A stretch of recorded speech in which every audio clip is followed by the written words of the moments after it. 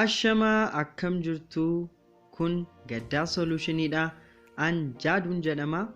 Video har'aatiin wantoota haaraa 5 Telegramiin nuuf qabatee dhufe kan waliin ilaallu ta'a. Channelii kana subscribe gochuun dagatinaa, akkasumas mallattoo bilbilaatti illee tuquu hin dagatinaan isiniin jedha. Amma gara qophiin isiniif qopheesseettiin isin dabarsa. Wantoota haaraa Telegramiin nuuf fidee dhufe kana fayyadamuu fi Telegramiin keessanii dirqama update ta'uu qaba jechuudha. Telegramiin keessan immoo salphaatti kan isin update godhachuu dandeessanii Google Play Store keessa galtanii Telegramiin keessan isa fayyadamaa jirtan sana update godhachuu dandeessu jechuudha. Wanti kun Telegramiin hunduma irratti iyyuu hojjeta. Plus Messenger kan fayyadamtanis Telegram X hunduma isaa irratti iyyuu in hojjeta jechuudha. Wanti kun gati kanaaf dirqama garuu Telegramiin keessanii update ta'uu qaba jechuudha. Ani kanan fayyadamu akkasumas namoonni baay'ee kan isaan fayyadamanii Plus Messengeridha. Gati kanaaf wantoota naarra isiniif qopheesse kana Plus Messenger irratti isinitti agarsiisa jechuudha. Plus Messenger keessan banattu. Inni tokkoffaan message schedule jedhama. Fakkeenyaaf nama tokkoof meeseejii erga barreessitanii booddee nama sanaaf erguu yoo barbaadanii mallattoo sendiitti buutu. Mallattoo sendiitti buutaniinaan yeroo sana nama sanaaf ergaa. Garuu bor erguu fi yoo barbaadan immoo mallattoo sendii sana gadi qabdu. Sana booddee message schedule kan isiniif jedhutu dhufa.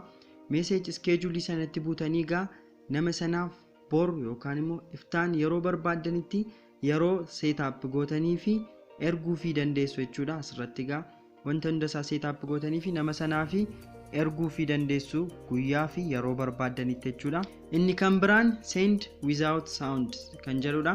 Kun nama sanaaf message kana gaafa ergitanii notification tokkoyyuu hin galuuf jechuudha. Nama sanaaf silently jechuudha kan message isin ergitaniif kun kan inni galuuf jechuudha. Inni sadaffaarra jiru sun immoo send when comes online jedhu sun immoo namni sun yeroo online galutti battaluma sanatti message sun akka isa qaqqabullee gochuu dandeessu jechuudha. Inni lammaffaan immoo message namni isiniif erge tokko message'icha dubbistanii garuu nama sanaaf message sana akka dubbistan notification akka isa hin geenye yoo barbaadanii jechuun mallattoo double right sana akka itti agarsiisne yoo gochuu barbaadanii profaayilii nama sanaa irratti dhuftanii gadi qabdu. Sana booddee message isiniif barreesse sana bifa kanaan dubbisuu hin dandeessu. Garuu nama sanaa fi message kana akka dubbistanii mallattoo hin erguuf jechuudha. Mallattoo double right hin erguuf right tokko duwwaatti agarsiisa jechuudha. Akka ergameef duwwaadha kan nama sanaaf beeksisu jechuudha. Inni sadaffaan afaan isin hin beekne namni tokko yoo message isiniif erge afaan sana akkamittiin hubachuu dandeessu yookaan immoo afaan isin beektanitti translate kan isiniif godhu message translate kan jedhamu Telegramiin nuuf qabatee dhufeera. Fakkeenyaaf afaan Amaariffaatiin salaam jedhee namni tokko yoo message naaf erge wanta inni naa barreesse kana hin beeku taanaan message irratti naqee tuqa. Sana booddee translate kan jedhutu naa dhufa. Sana booddee translate kan jedhutti gaafan buu afaanan setup godhadheetti naa jijjiira jechuudha. Afaanan setup godhadhe kan koo Ingiliffadha. So afaan kana akka Tigranyaatti kan inni hubate. Tigranyaarraa gara Ingiliffaatti naa hiike jechuudha. Hello kan jedhutti naa jijjiira akkuma isin argitanii. Kun message translate jedhama. Inni afuraffaa hide chatidha. Hide chat jechuun qofaatti yookaan immoo dhoksaadhaan namoota duukaa haasa'uu barbaadanii akkaataatti duukaa sooftanii jechuudha. Hide chat kana argachuuf mallattoo searchitti asii gad qabdu. Yeroo jalqabaaf kana fayyadamtu taanaan koodii isin gaafata, paaskoodii jechuudha. Ani kanaan dura qaba gatiin ta'ee fi paaskoodii koon itti gasha. Sana booddee hide chat akkeestiin isiniif fidaga.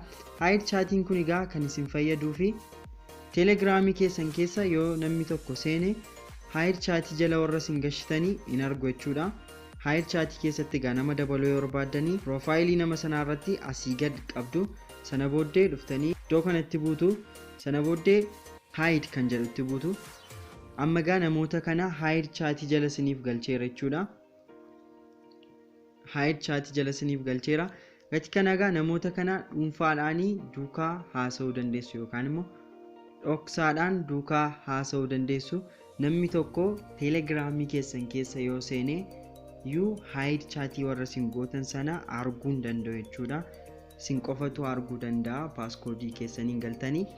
Nama duwwaamin egaa guruuppii chaanaalii adda addaa haayid chaatii jalatti ramaddanii achi jala galchitanii bifa kanaan fayyadamuu dandeessu.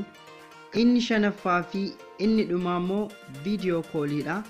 Teelegiraamiin akkuma beekamu egaa audio koolii duwwaadha kan inni qabu ture, amma garuu viidiyoo koolii illee itti dabalee dhufeera. Viidiyoo koolii kana egaa fayyadamuu yoo barbaaddanii piroofaayilii nama sanaa irratti hidhattanii cuqaastu. Sana booddee mallattoo viidiyoo gubbaa jiru sanatti yoo buutanii namni sun onlaayinii jira taanaanii viidiyoo kooliidhaan haasa'uu hin dandeessu jechuudha. Qophiin har'aaf isiniif qabadhee dhufe egaa kana fakkaata ture. Gama kanaan egaa Gaddaa Solution chaanaalii jedhamu qaba. Sana galtanii join akka gootan egaa ammumaa isin gaafadha. Akkasumas chaanaalii kana subscribe gochuun dagatinaa, mallattoo bilbilaatti illee tuquun dagatinaan isiniin jedha. Amma qophii biraa wal agarruutti nagaatti tura.